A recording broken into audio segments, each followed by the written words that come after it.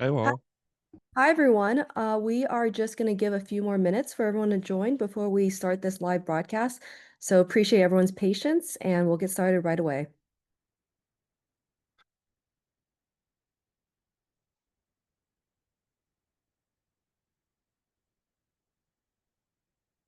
Sounds good. Let's give it a few minutes for attendees to join. Thank you.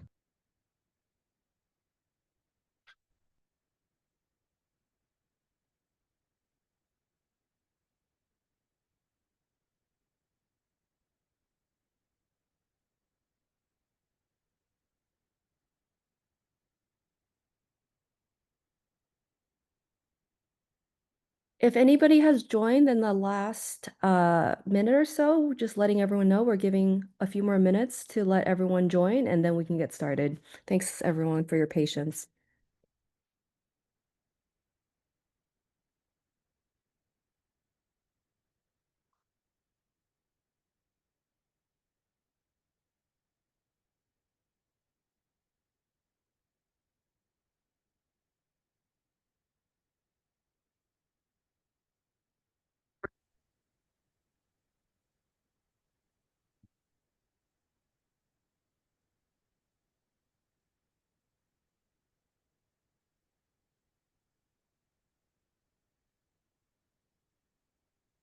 I see another person has joined, just letting everyone know we are waiting for a few more to join before we get started. So one more minute. Thank you so much for your patience and we'll get started right away.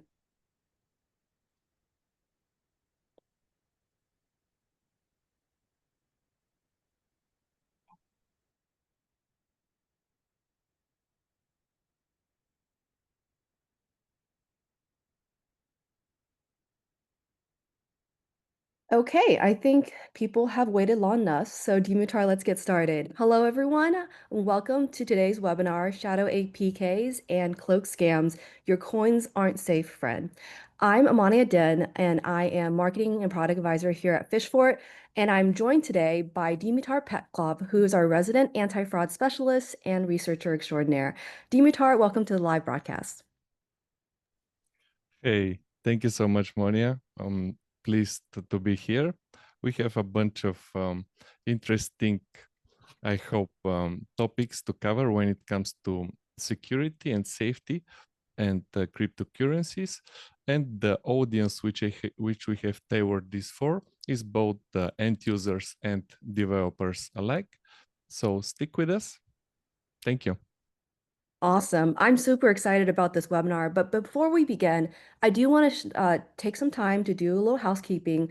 This webinar is currently being recorded and we'll send a live replay to everyone at the end of the broadcast. If you'd like to have a copy of Dimitar's slide deck, please message one of the panelists in this webinar and a copy will be sent to you. You are currently muted, so please hold off on any questions during this broadcast. You can ask the questions in the Q&A panel anytime and we'll answer all of them at the end of the presentation.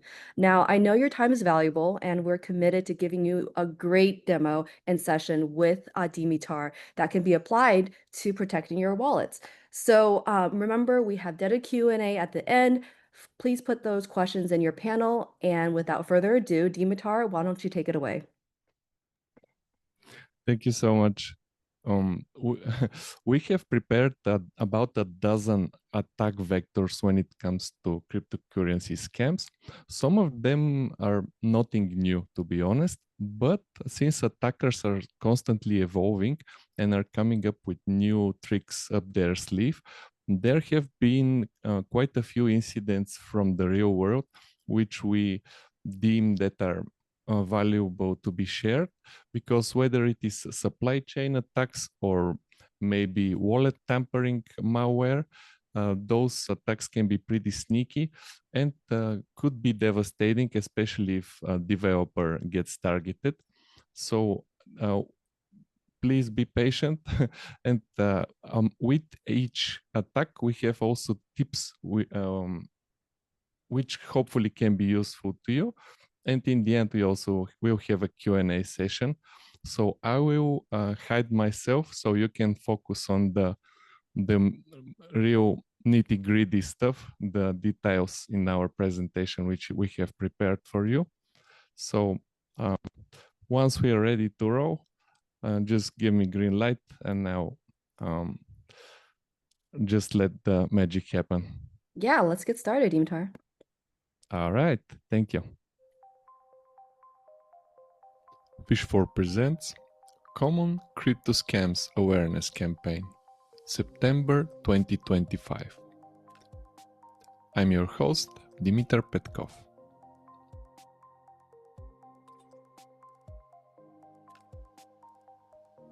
Thank you for joining our webinar on awareness regarding cryptocurrency scams and threats.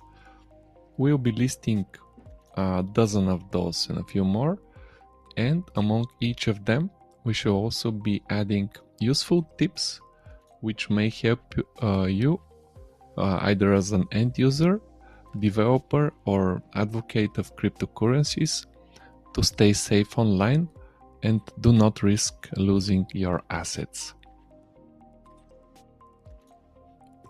Whether you may be using a centralized exchange or a decentralized platform, when it comes to cryptocurrencies, due to their nature, once a transaction gets signed, it is no longer reversible, which means that there is no entity which can help recover stolen assets unless the new owner decides to send them back.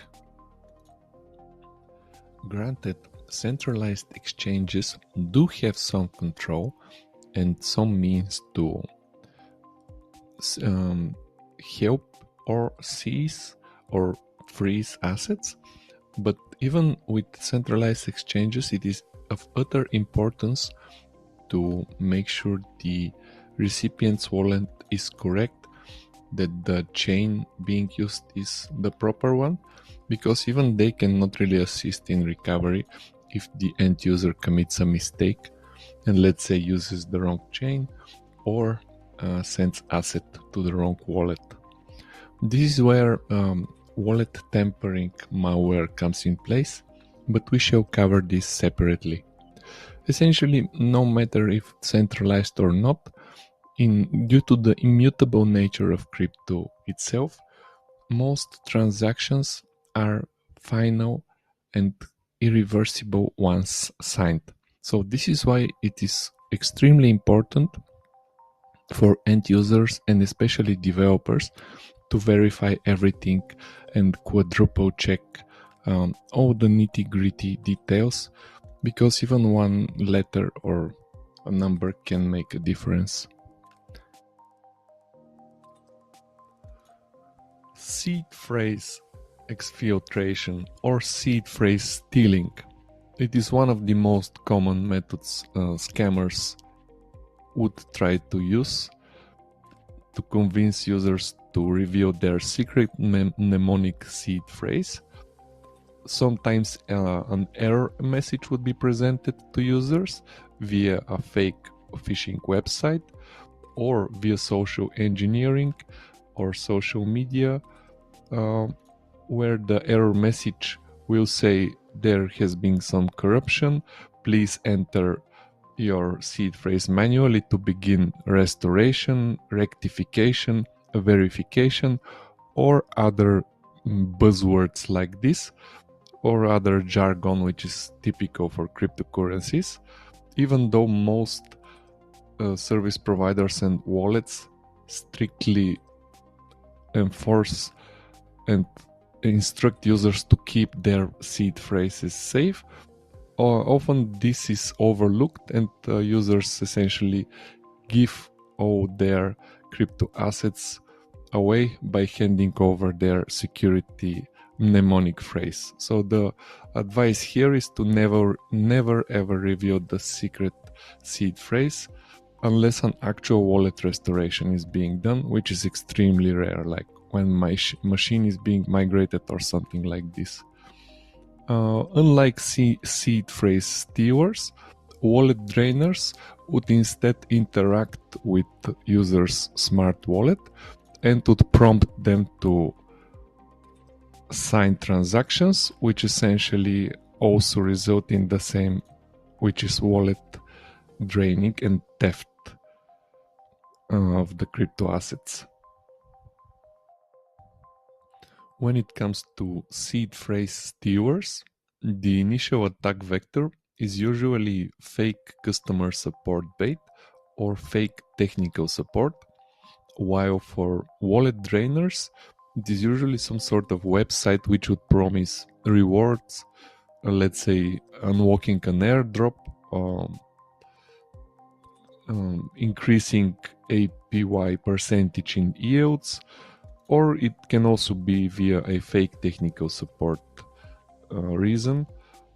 For example, a fake revoke cash website could bait users into visiting it in order to secure their assets, quote unquote, while in reality it's a wallet drainer. The tricky bit about drainers is that often real world events are abused and are timed accordingly with scam sites. So let's say company XYZ has some sort of event, scammers would piggy bank on this and would also create in a similar time such scams which imitate the real world event in order to increase the likelihood of someone falling for this scam. Same goes for security incidents. Let's say there has been a breach or some sort of protocol exploit, and the legitimate website to check this is, let's say, revoke.cash. Scammers would often create fake clones of revoke cash, which are timed exactly with the real world security incidents. So let's say company ABC had a protocol exploit. Scammers would then spam fake sites which would be abc-revoke.something, which hints the user that, okay, quick hurry up to secure your assets in this fake website. And those baits would often be posted right next to the real world event news for this exploit, again to perform not just phishing but dedicated phishing or targeted phishing, or sometimes called spear phishing. Even though it's in cryptocurrencies, spear phishing does not apply to people necessarily, and sometimes to events instead, but it is equally efficient. So it is very important to steer clear of such fake sites, to never act in haste, and to always verify everything twice. Same goes for the seed phrase. It never should go anywhere online. So let's move on to the next method.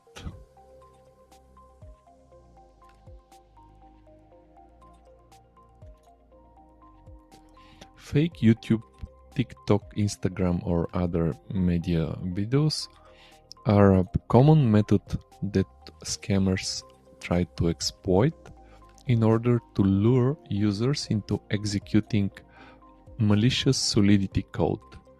The way those scams work is pretty convincing videos get uploaded onto the given media, let's say YouTube, and the said videos take advantage of users who are somewhat skilled but are, for example, not necessarily developers but have dipped their toes into crypto. And this scam is efficient because it targets users who already have crypto assets. How does exactly this work? The videos convince users who may watch, let's say, YouTube videos by being promoted via advertisements that an MEV arbitrage bot or a special bot written in Solidity language is capable of taking advantage of price fluctuations in order to secure gains for the user. And the way this supposedly works is user simply invests amount X into the magical bot, then the magical bot starts doing its thing, and after 72 hours the users can supposedly already see their magnificent gains. And all this is solidified by fake accounts who state that yes, this indeed worked for me. Thank you for unlocking this secret method. Sometimes the scams would bait users that this was previously part of a paid Telegram group only for expert traders, but now it has been published to everybody to, let's say, increase adoption of crypto or some other imaginary reason. Another bait which we often see is related to excuse me, to AI. The AI thing is used as a bait to users that hey, we instructed ChatGPT to write us a new improved MEV arbitrage bot, and thanks to the magical skills of the AI, we now have the means to print money. One way to review those videos and to be sure that they are scams is that usually the attack is in the video description, posted as a link which is elsewhere, not in YouTube. For instance, it may be Pastebin, it may be just a blob on some text sharing website like Pastebin, it may be even a GitHub gist, or any place which allows text to be stored. We have even seen IMDb movie description lists to contain bad solidity code. So once users copy and paste this code, it essentially drains their wallet, and the scammers make sure that only users who have crypto use this by baiting, please make sure that you have crypto for fees, otherwise the magical bot won't work. This type of scam is extremely persistent, and the way it can be recognized is if the video is published as unlisted, this is a clear sign of trouble.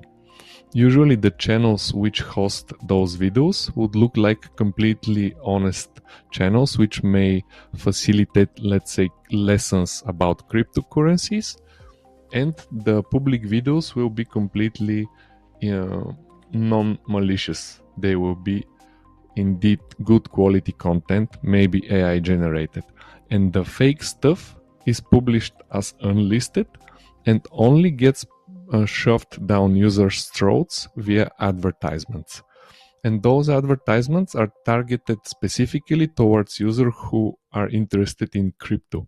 So this is again a very efficient method of scamming users, and we know this thanks to the wallets present in the actual malicious code. The wallets are constructed like Lego blocks via variables which get constructed to form the actual wallet. So if you review the code, it doesn't appear to have, let's say, a wallet in it, but it may be obfuscated like a base 64 or ROT 13 or something like this. And once we verify the chain explorer for the given chain, let's say Etherscan, we can then see, okay, this campaign was efficient to some extent. So to protect against such scams, never believe anything which sounds too good to be true. Do not run code which you do not understand, especially if it's promoted via a YouTube video.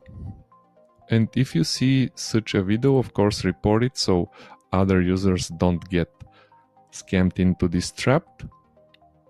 And another thing that can be done is the wallets of the bad actors can be shared to the Explorer so users are aware. Let's say Etherscan for Ethereum. Same goes for TikTok, Instagram, and the other social medias. If it sounds too good to be true, and if you're printing money out of thin air, it's either a scam or you will become someone's exit liquidity, both of which are not recommended.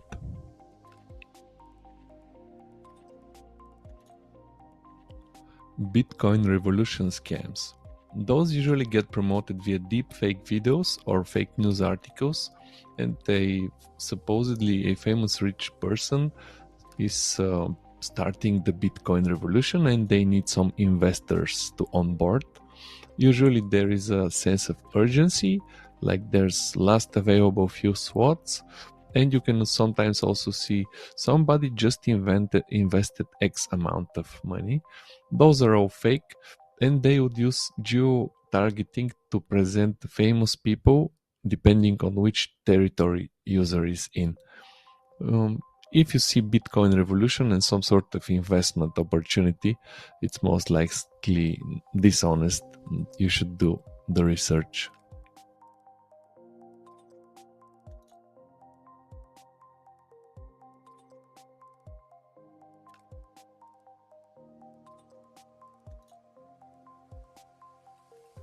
Fake giveaways. Another common theme we are seeing, where often prominent entrepreneurs and famous rich people or even TV hosts or movie stars would be supposedly promoting some sort of cryptocurrency adoption initiative.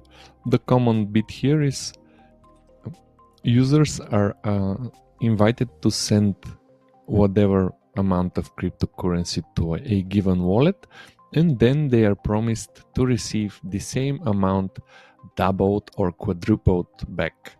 Of course, what happens is in reality, if somebody actually gets baited to send such cryptocurrency asset to such a wallet, is that they simply end up in the scammer's wallet, and that's it. So nobody will double your crypto assets, and nobody will send you two back if you send one back. A common theme we are seeing in those scams is even deep fake videos where supposedly, let's say, a very famous and rich billionaire says, oh, maybe you're wondering why you should send first and then we give it back. Well, the logic is filtering. Only the first 5,000 users are allowed to participate in this promotion. Or some other complete nonsense like this. This has been happening at least since the ICO era of 2017. The new thing in those scams is that AI is, of course, used to create them and also to spread the narrative and also to create either lower quality deep fakes where just a lip sync is done, or higher quality deep fakes where, let's say, a crypto uh, founder is being seen talk about some website or even open it on their personal laptop and say, hey, join the revolution or whatever. This is of course a fake site. Steer clear from those.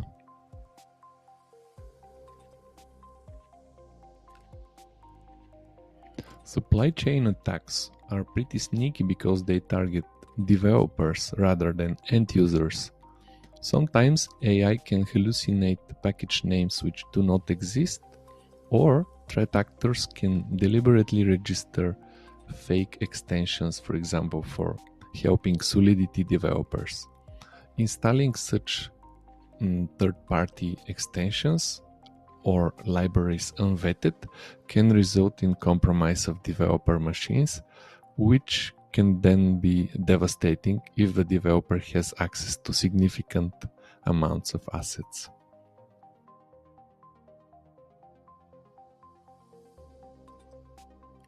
Approval scams try to coerce users into visiting bogus websites which resemble, let's say, Revoke Cash or other tools, while in reality they aim to drain the user's assets. Never act in haste, always check permissions, and if you do not use a given website, as an extra countermeasure, you can simply revoke any approvals related to this resource. Also, when dealing with amounts, never set unlimited approvals and instead work with reasonable values.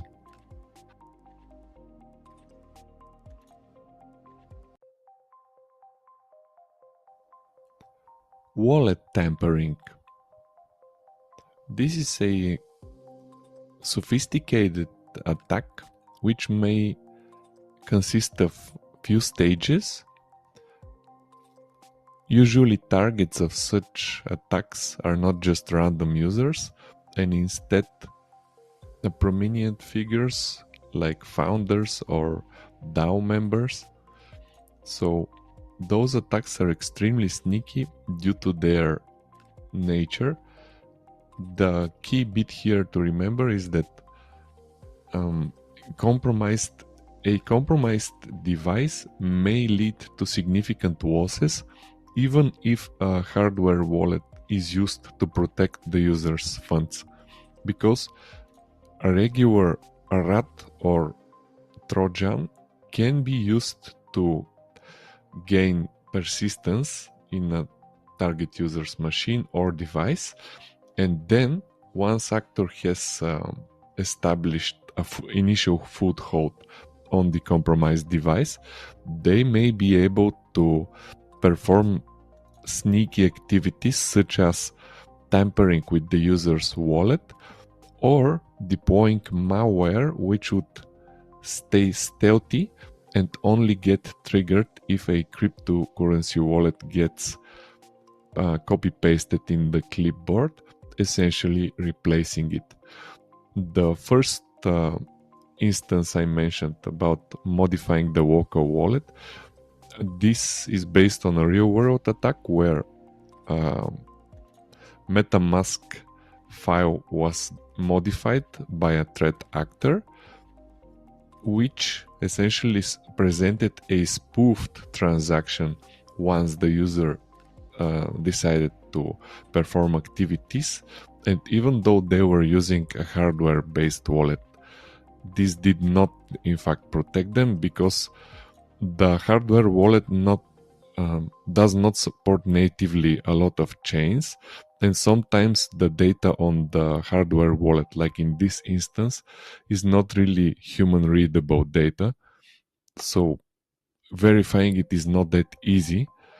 And in the end, a compromised device essentially led to significant losses, even though a hardware solution was used. Same goes for copy-pasting malware. If a user's device gets infected with such a piece of dishonest malicious code, then if this user is dealing with cryptocurrency transactions, there is significant risk that the assets may end up in the wrong wallet.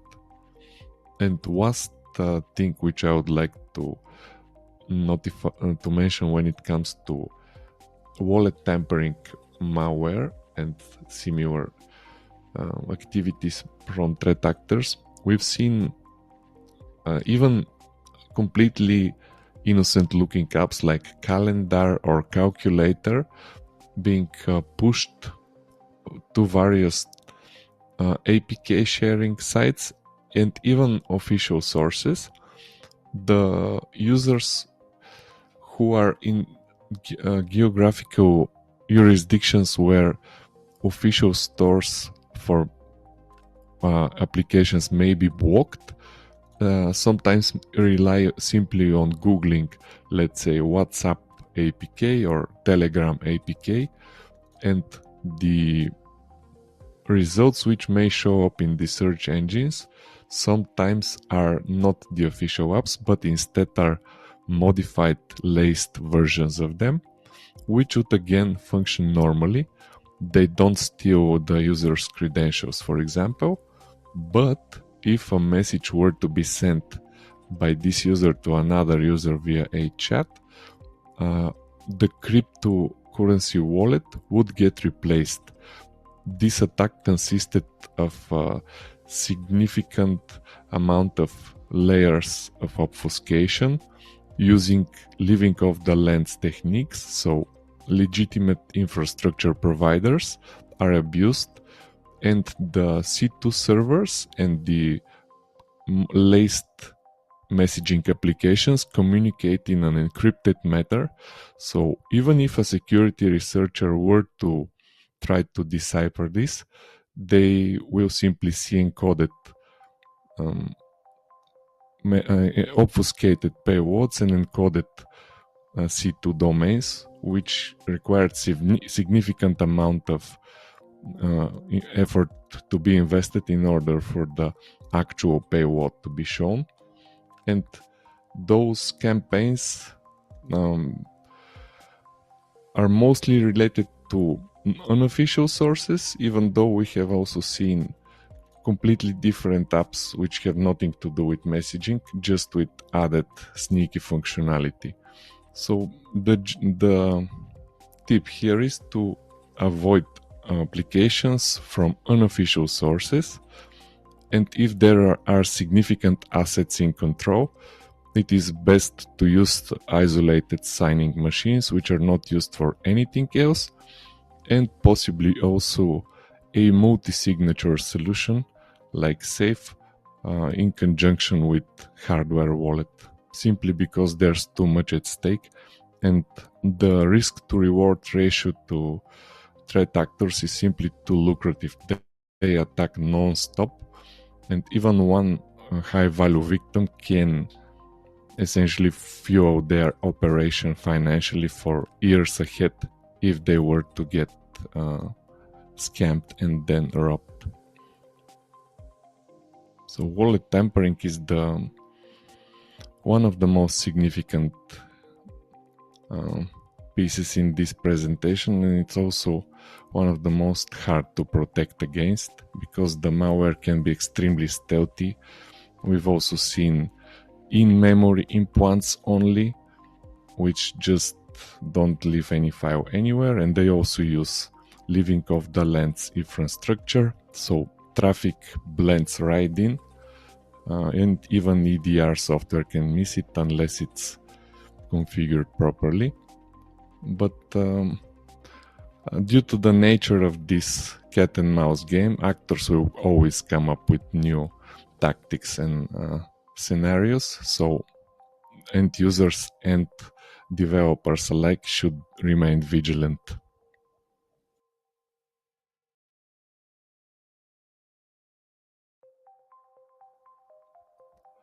Fake customer support sites and fake phones. Also fake social media profiles which impersonate technical support. Most of those activities are related to actors who aim to impersonate technical support by approaching users who may be in need of help, for instance on social media or via scam sites or via a fake telephone number. All those attacks usually result in loss of assets, only the attack vector is different. For instance, the social media could be, let's say, Twitter, Facebook, Reddit, or Discord. Let's say, for example, on Discord, a user needs some help with the project they're working on or developing some module, and they ask for help. Hey, how can I perform this or that? Usually a scammer may lurk there silently, and a completely different scam account who does not even share the same server could approach the same user pretending to be a team member of the said project. So the attacks are timed and they are targeted rather than just random. Same goes for Twitter or Facebook or whatever. Any user who is in need of help is likely to be approached by dishonest actors who impersonate technical support, especially if the user voices their concerns in a public channel. The telephone support scams, they are somewhat novel, even though they've existed for a long time now. The novel thing is that AI-enabled search engines would conveniently index random websites with fake telephone numbers, which then will be presented to users who may search, for instance, telephone support for brand X on a search engine, and the AI-enabled bit of the search engine conveniently for the scammers shows the fake telephone number as it is real, And if a user calls this number, they may get led to a malicious site, or they may get coerced into handing over their device via remote control tool, essentially leading to theft of assets. So never ever call telephone numbers provided via a search engine, and instead verify the official sources if the service provider even provides phone support, because many do not. For example, hardware wallet manufacturers. So scammers take advantage of that and place bogus phones, which then get picked up by search engines, and this leads to trouble.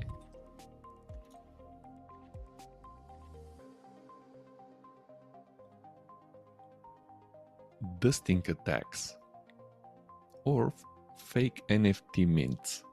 Both of those activities are related to sending random amounts of useless tokens or fake tokens to wallets of active cryptocurrency users, hoping that they will fall for the bait. Usually, those tokens would contain a URL or maybe a Telegram group link, which then, if entered in, will likely lead to scams. The dusting itself can be two types of target from the threat actor. One type of dusting can be used to de-anonymize users.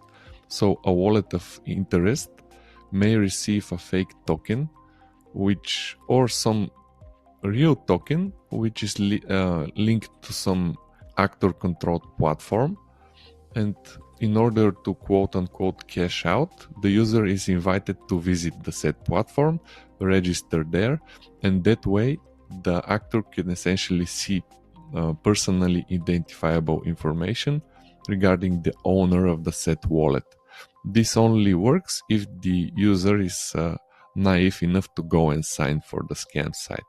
Usually those sites are not data collection sites, and instead they are simply wallet drainers. So how the attack works: user checks Etherscan or some other DEX screening tool. They see some token arrived in their wallet which they don't recognize, and usually the scams may try to imitate known prominent projects just with a slight change in name or something like that. Or they may say claim your prize, mint your free NFT or whatever, and then the bait URL. The advice here is to always ignore tokens, NFTs, or other unexpected coins which may have arrived in your wallet, and never interact with them. Do not visit the sites which they have in their description, and don't try to do anything with them from the smart wallet as well. Simply ignore them. They are annoying, but it's a part of the ecosystem.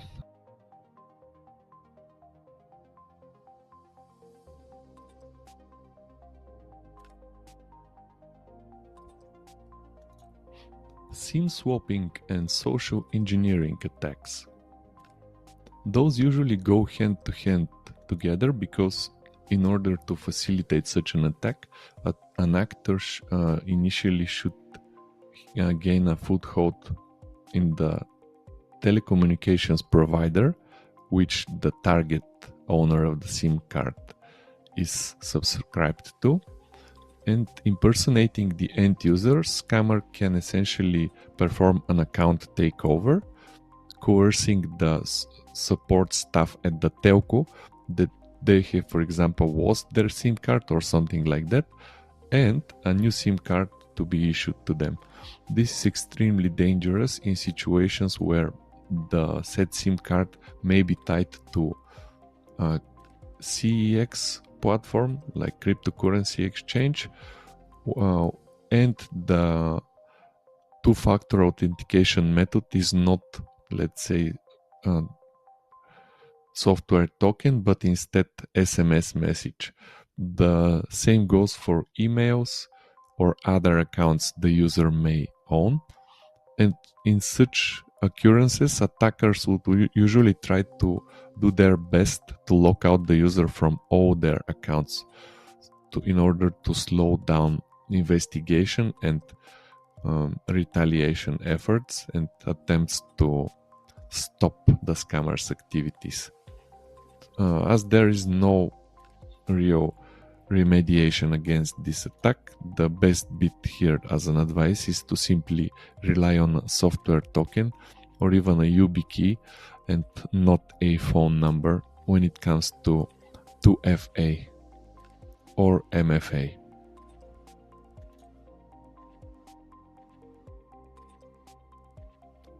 Scams via official sources. Such attacks could involve an official store for software like Apple Store, Google Play Store, or Microsoft Store, which, however, contains unauthorized application. If this application is a cryptocurrency wallet, the losses can be significant. So never use even official sources for apps and instead get the vendor version from their website. Or if it is on Google or Apple, use the link which is provided by the vendor and do not obtain the link by searching for the app in the store. Same goes for the websites of cryptocurrency project. Never use a search engine to open your favorite Web3, DeFi or DEX project, because even official search engines could present users with bogus results, whether search engine poisoning, aka dark SEO, or via advertisements. So the fact that something is official does not mean that it will lead you to official links. So never use search engines to open cryptocurrency websites. Always bookmark the URLs and go from your bookmark. Unfortunately, even the legitimate sites can sometimes suffer. Those are called DNS attacks. This happens when a service provider is coerced into handing over control to an attacker, similar like the SIM swaps, but in this case the service provider hands over control to the domain and an attacker can switch the DNS A record to an server of their control, which then would lead to user entering the legitimate URL, for example via a bookmark, and still loading a scam site. Those attacks are extremely rare, but they do happen, so it's good to have your guard up. Unfortunately, there's no real way to defend against DNS attacks unless you check the IP history of the given domain. So the advice here is to always get software from the vendor and not elsewhere, and avoid search engine results.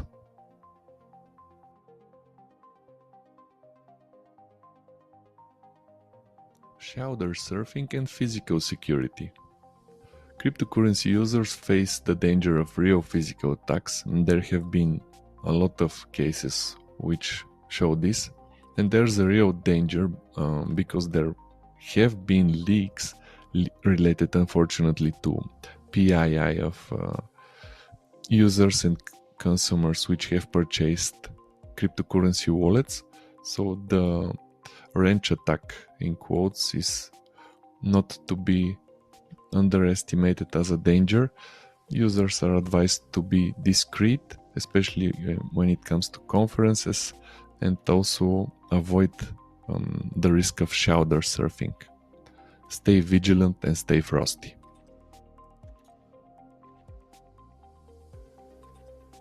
The key takeaways: use cold storage, segregate hot wallets with small amounts, and rely on multi-signature.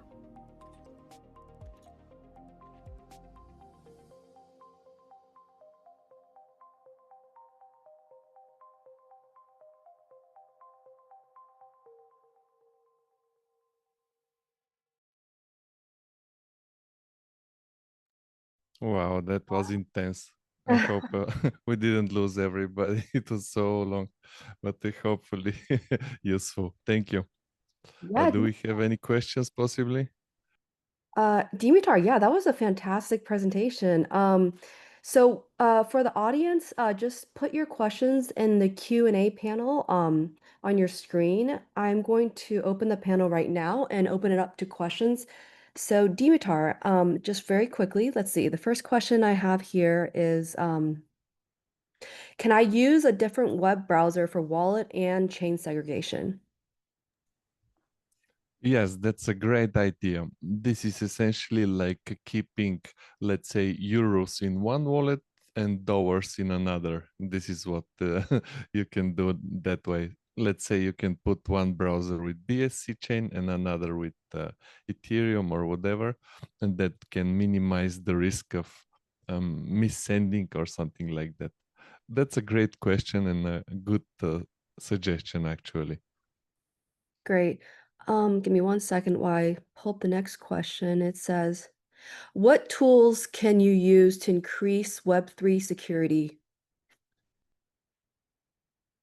Um, I would s- stress that first and foremost, the device security is super important. So not necessarily Web3, but when it comes to Web3, our excellent Nighthawk tool can add an additional layer of protection because it uses our database of known bad sites. So users who have this extension will get an additional warning.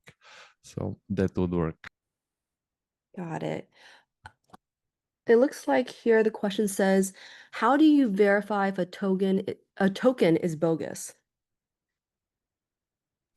Oh, that's a bit advanced. You can use on-chain tool like Gecko Terminal to, let's say, monitor for holder um, spread and notify any and see any red flags, like perhaps just a few people holding the majority of a token, or maybe red flags which could indicate risk of rug pulls. So yeah, Gecko Terminal is my go-to suggestion. They're great. Great. Looks like this one person asked, how can you simulate transactions via dry runs? Oh, this must be a developer question. Yeah, Tenderly is the web-based tool I would recommend, and for offline, PC Adversarius excellent script open source on GitHub is wonderful and does magic. Both are excellent. Great. I think I'm just going to take one more question. Uh, this question says, how do you report a website that you find suspicious? Oh, you can contact us at hello at Phishfort and do take care of it. But in order to do a chain reaction, end users are also invited to use public tools like Google Safe Browsing, Microsoft Safe Screen to add additional friction to the threat actors campaign. Yeah, so yeah, those are all great. The Nighthawk can also be used to report as well. Awesome. And again, that's hello at Phishfort. We have that on the slide there. So if everyone, hello at phishfort.com, we can answer any questions that you may have. Looks like that's all the time we have for questions. Again, a reminder that a follow-up email with the recording will be sent to everyone who attended this broadcast. If we weren't able to answer your questions, I'm very sorry, but our team will follow up with you. And most importantly, we always want you to feel free to reach out to us on LinkedIn or X or visit our website at phishfort.com. If you have any questions, we're here to help. On behalf of Phishfort, we want to thank you again for your time. We know you could have spent it anywhere in the world, and we're really grateful that you spent it here with us today. So take care, stay safe, and I hope to see you again on another webinar. Thank you so much. Stay frosty. Thank you, everyone. Have a great day. Goodbye. Goodbye.